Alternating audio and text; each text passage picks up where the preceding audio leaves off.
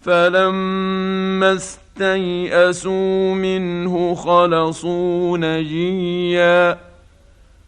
قال كبيرهم ألم تعلموا أن أباكم قد أخذ عليكم موثقا من الله ألم تعلموا أن أباكم قد أخذ عليكم موثقا من الله ومن قبل ما فرطتم في يوسف فلن أبرح الأرض حتى يأذن لي أبي أو يحكم الله لي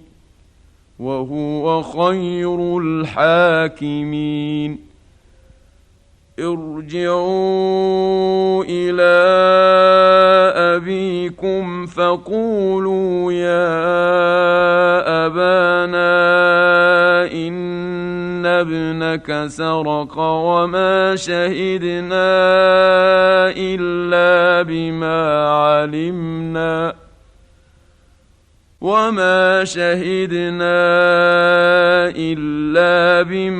علمنا وما كنا للغيب حافظين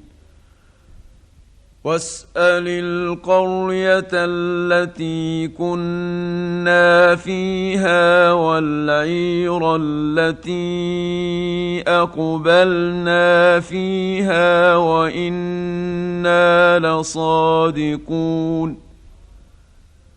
قال بل سولت لكم أنفسكم أمرا فصبر جميل عسى الله أن يأتيني بهم جميعا إنه هو العليم الحكيم